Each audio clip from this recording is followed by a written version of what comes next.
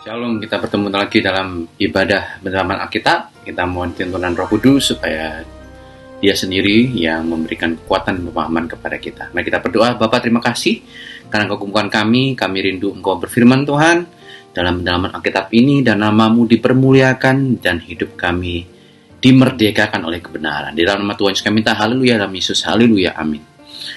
Kita akan lanjutkan di Matius pasal yang ke-20. Perumpamaan tentang orang-orang upahan di kebun anggur. Adapun hal kerajaan surga sama seperti seorang tuan yang pagi-pagi benar keluar mencari pekerja-pekerja untuk kebun anggur. Jadi ini tentang hal kerajaan surga, perumpamaan dari Tuhan Yesus ya.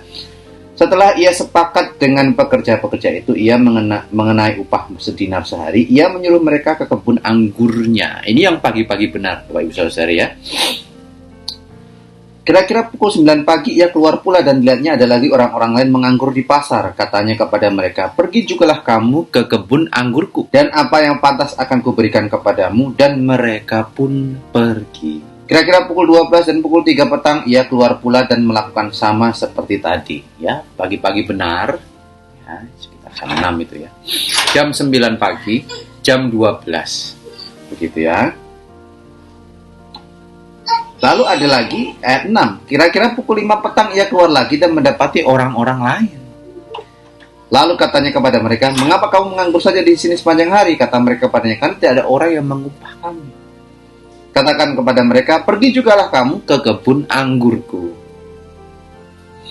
Ayat 8, ketika hari malam Tuhan itu berkata kepada mandurnya, "Panggillah pekerja-pekerja itu dan bayar kan upah mereka, mulai dengan mereka yang masuk terakhir hingga mereka yang masuk terdahulu."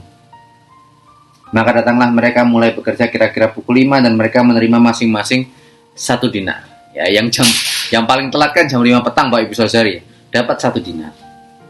Kemudian datanglah mereka yang masuk terdahulu, sangkanya akan mendapat lebih banyak, tapi mereka menerima masing-masing 1 dinar juga. Ketika mereka menerimanya, mereka bersungsun kepada tuannya itu, katanya, "Mereka yang masuk terakhir jam 5 itu kok dapat 1 dinar. Kita yang udah dari pagi benar, ya. Hanya beberapa 1 jam, dan engkau menyamakan mereka dengan kami sehari untuk bekerja berat dan menanggung panas terik matahari." Tapi Tuhan menjawab tentang seorang dari mereka, "Saudara, aku tidak berlaku tidak adil terhadap engkau. Bukankah kita telah sepakat 1 dinar sehari?" Sudah sepakat? "Ambillah bagianmu dan pergilah. Aku memberikan kepada orang yang masuk terakhir ini, jam 5 petang ini, sama seperti kepadamu.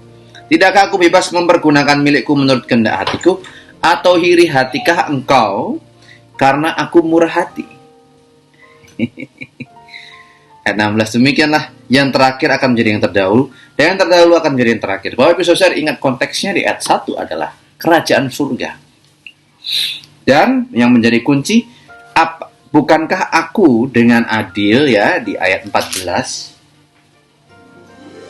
Ayat 13, engkau berkata aku tidak adil, berarti dia adil. Dan aku bermurah hati atau engkau iri? Baik Ibu Saudara, Tuhan Yesus sebenarnya berbicara tentang, kayak ayat 16 berkata, orang yang terakhir akan menjadi yang terdahulu, dan yang terdahulu menjadi yang terakhir. Ini sama persis ketika berbicara tentang orang-orang Farisi, ahli Taurat Israel, ya, yang dengan bangganya senang akan pasti masuk kerajaan surga, dan orang-orang kafir, ya, seperti bukan janda, seorang perempuan dari Sirofenisia itu ya, terus kemudian perwira Sunturion itu ya, dari orang bangsa pasti tidak mengenal Allah. Mereka bangga sudah melakukan semua dari kecil hukum Taurat, tapi ada orang ketemu baru sebentar mereka sudah bisa lihat Yesus adalah Tuhan. Apalagi nanti yang disalib di sebelahnya itu, ya, baru lihat Yesus berapa lama dia sampai dia bilang, "Ingatlah aku ketika engkau masuk ke dalam Firdaus." Dan Yesus berkata, "Hari ini sebenarnya engkau telah bersama-sama aku ke dalam Firdaus." Baik Ibu Saudara, Tuhan itu, kalau masih ingat tadi di ayat 2, yang pagi-pagi benar, setelah sepakat, kira-kira jam 6 pagi, Karena di tradisi Yahudi itu bukan karena jamnya subuh itu, tapi kapan keluar matahari di timur tengah, yaitu sekitar jam 6. Itu sepakat. Nah, jalan keselamatan itu ya sepakat, hanya lewat satu cara, kasih karunia Tuhan Yesus.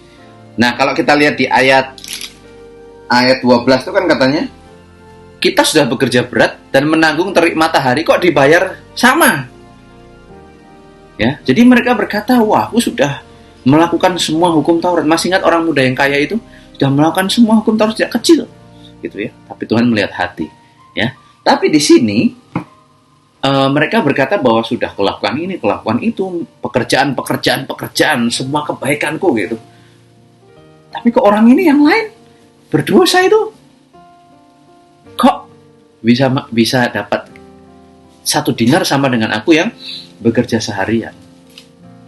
Ingat, ini bukannya berarti kita perumpamaan ini mengizinkan orang untuk bermalas-malasan dan ambil jalan singkat, bukan. Ingat, ini konteksnya adalah kerajaan Allah dan masuk ke dalamnya. Ya. Ingat, sekali lagi ayat 12 ini, aku sudah sepanjang hari. Tapi Yesus berkata, apakah engkau iri hati dan aku murah hati? Ia bermurah hati apa? Bermurah hati karena orang yang baru bekerja 1 jam ya kan, jam 5 petang toh, ini selesai jam 6, itu kok dapat upah yang sama dengan aku. Bapak Ibu Saudari, karena di mata Tuhan Yesus, keselamatan masuk ke dalam kerajaan surga itu tidak bergantung sama pekerjaan-pekerjaan kita, tapi bergantung pada kesepakatan, yaitu jalan kehidupan yang akulah jalan kebenaran dan hidup. Itu saja. Itu dianalogikan, diperumpamakan sebagai upah 1 dinar. Ya, mau bekerja datang ke kebun anggur seperti itu. Ya. Jadi Yesus berkata akhirnya siapa yang terdahulu akan menjadi yang terakhir, yang menjadi terakhir yang akan menjadi terdahulu. Dan ini nggak jelas kan? Mereka ini komplain nggak? Mereka komplain terus, bersungut-sungut atau enggak? Sampai pada akhirnya, tapi ya mereka pada akhirnya tidak terima. Gitu Bapak Ibu Saudari. Itu mengingatkan kita bahwa hanya kasih karunia, bukan karena keturunan, bukan karena gelar-gelar, bukan karena kemampuan, suara bagus, bukan karena mungkin sudah berpengalaman lama ya, walaupun itu penting juga ya. Tapi yang utama adalah kasih karunia Tuhan yang mengizinkan orang masuk dalam kerajaan Allah. Ya, kemudian ini perikop berikutnya, pemberitahuan ketiga tentang penderitaan Yesus. Sama ya, seperti pemberitahuan sebelumnya di Injil, di pasal sebelumnya, bahwa Yesus akan diserahkan kepada imam kepala ahli Taurat dan akan dijatuhi hukuman mati ya. Jadi olok-olok dan nanti akan dibangkitkan ya. Yang di Matius pasal 16 Petrus nggak terima itu ya. Masa sih, lalu Tuhan berkata, berbaiklah daripada gue iblis ya. Pasti masih ingat itu Bapak Ibu Saudari ya. Nah, sekarang ayat 20 hingga ayat 28. Maka datanglah ibu anak-anak Zebedeus serta anak-anaknya itu kepada Yesus, lalu sujud di hadapannya untuk meminta sesuatu kepadanya. Nah, kata Yesus, apa yang kau kendaki? Jawabnya, berilah perintah supaya kedua anakku ini boleh duduk kelak dalam kerajaanmu, yang seorang di sebelah kananmu dan yang seorang di sebelah kirimu. Perhatikan baik jawaban Yesus di ayat 22. Tapi Yesus menjawab katanya, kamu tidak tahu apa yang kamu minta. Dapatkah kamu meminum cawan yang harus kuminum? Kata mereka padanya. Kami dapat. Yesus berkata kepada mereka, cawanku memang akan kamu minum, tapi hal duduk di sebelah kananku atau di sebelah kiriku, aku tidak berhak memberikan.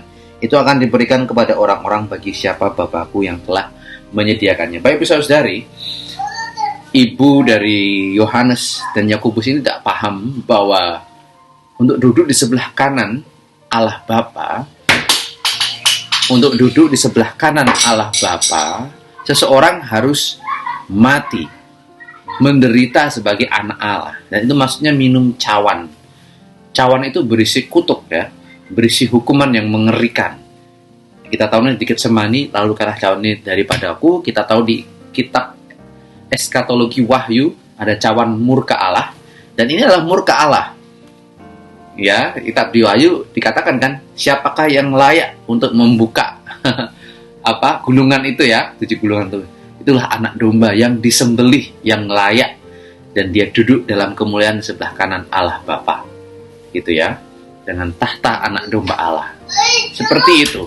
Jadi yang maksud dalam pikiran Ibu Yohanes dan Yakobus ini ditempatkan di tempat yang tertinggi karena mereka mungkin Ibu Yohanes Yakobus ini berpikir bahwa oh ya, anak-anakku ini yang terbaik pelayanannya, mungkin ya, kita nggak tahu.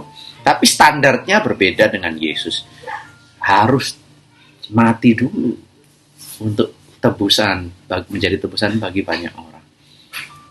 Memang Yesus berkata, nanti kamu juga akan minum cawan itu, ngerasain sedikit ya toh. Akan mengalami penderitaan luar biasa murid-muridnya itu nanti. Walaupun mereka dengan gagah berani memberitakan Injil ya. Nah, ayat 25. Tetapi Yesus memanggil mereka berkata, kamu tahu bahwa pemerintah-perintah bangsa-bangsa memerintah rakyat dengan tangan besi dan pembesar-pembesar menjalankan kuasanya dengan keras atas mereka. Tidaklah demikian di antara kamu, ayat 26. Barang siapa yang menjadi besar di antara kamu, hendaklah ia menjadi pelayan.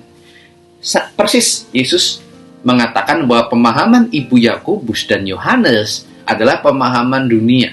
Jadi pemerintahan, kekuasaan itu harus dimenangkan lewat perang dan tangan besi. Orang takut. Tapi Yesus berkata harus menjadi pelayan. Bahkan pelayan setia sampai mati di kayu salib. Itu yang cawan murka Allah. Ayat 27, dan barang siapa ingin menjadi terkemuka di antara kamu, hendaklah ia menjadi hambamu. Ibu Yakobus dan Yohanes ini melupakan sesuatu bahwa kerajaanmu itu kerajaan apa? Surga, bukan dunia. Ya. Ayat 28, sama seperti anak manusia datang bukan untuk dilayani, melainkan untuk melayani. Dan caranya gimana? Dan untuk memberikan nyawanya menjadi tebusan bagi banyak orang. Ini caranya. Apakah kamu tidak mengerti, Ibu? Yesus ya. Murid-muridnya nggak mengerti. Belum mengerti lebih tepatnya ya. Seperti itu. Kemudian perikop terakhir 29 sampai 34. Dan ketika Yesus dan murid-muridnya keluar dari Yeriko, orang banyak berbondong-bondong mengikuti dia. Ada dua orang buta yang duduk di pinggir jalan mendengar bahwa Yesus lewat, lalu mereka berseru, Tuhan, anak Daud, kasihanilah kami. Tapi orang banyak itu menegur mereka supaya mereka diam. Namun mereka makin keras berseru, katanya, Tuhan, anak Daud, kasihanilah kami. Seperti itu ya. Mereka disingkirkan ya karena orang-orang buta, orang-orang kan masih ingat dalam tradisi Yahudi sebagai orang yang terpinggirkan, termarginalkan. Tapi perhatikan baik-baik. Mereka panggil Yesus anak Daud, bukan Rabi, keturunan Mesias. Ya. Lalu Yesus berhenti dan memanggil mereka. Ia berkata, apa yang kamu kehendaki supaya aku perbuat bagimu? Jawab mereka, Tuhan, supaya mata kami dapat melihat. Ayat 34, maka tergeraklah hati Yesus oleh belas kasihan. Lalu ia menjamah mata mereka, dan seketika itu juga mereka melihat, lalu mengikuti dia. Luar biasa. Bapak Saudari, ini konsisten. Ajak temanya bahwa kerajaan surga, kerajaan Allah, nggak ada hubungannya dengan standar dunia. Ya, masih ingat perumpamaan pekerja anggur tadi ya? Sudah dari dari paling pagi subuh-subuh sampai jam 6 sore ya, berpeluh pesah. Tapi kok malah orang-orang yang baru 1 jam itu malah diterima. Ya begitulah kasih karunia. Bukan karena pekerjaan. Bukan karena performance. Dan setelah Yesus bicara ketika kali tentang pemberitahuan penderitaannya, Yesus juga menjawab Ibu Yohanes dan Ibu Yakobus. Bukan gitu standarnya. Tapi harus menjadi pelayan dan meminum cawan itu nggak paham. Dan menjadi tebusan bagi banyak orang. Demikian juga orang-orang yang melihat Yesus anak Daud itu justru orang-orang yang buta, tersingkirkan. Bapak Ibu Saudari, inilah Yesus juru selamat yang melayani dalam kerendah hatian.